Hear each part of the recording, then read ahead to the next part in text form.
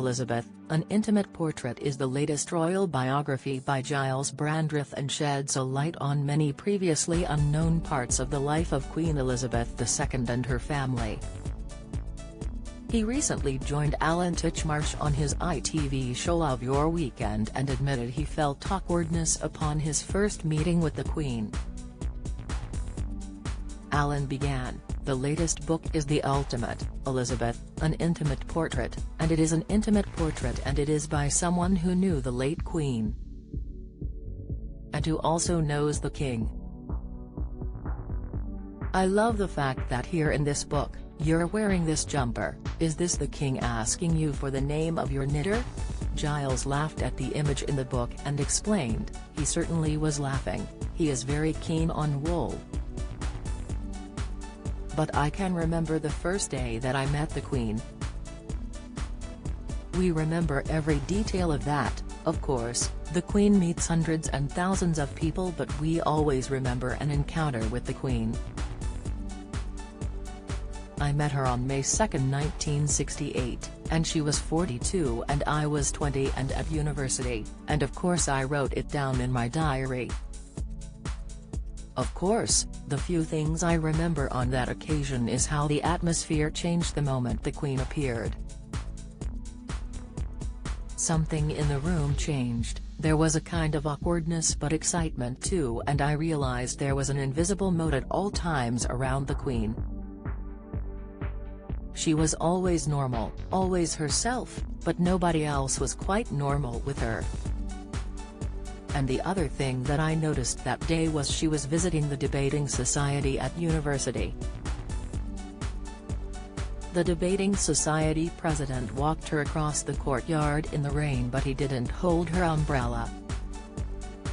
I reprimanded him for it and said you should have held the Queen umbrella, and he said oh no, the Queen insisted on carrying her own umbrella because if somebody else carries it then rain trickles down her neck and she doesn't like that."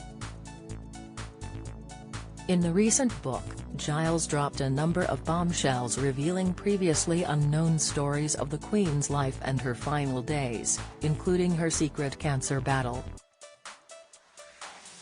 The royal biographer and trusted friend of Prince Philip claimed the Queen had been battling cancer. According to her death certificate, she died of old age. James Martin hugs Brian Turner as he makes stammer confession in the book. He wrote, "I had heard that the Queen had a form of myeloma, bone marrow cancer, which would explain her tiredness and weight loss.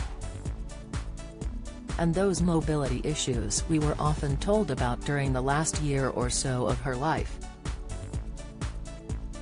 The most common symptom of myeloma is bone pain, especially in the pelvis and lower back, and multiple myeloma is a disease that often affects the elderly.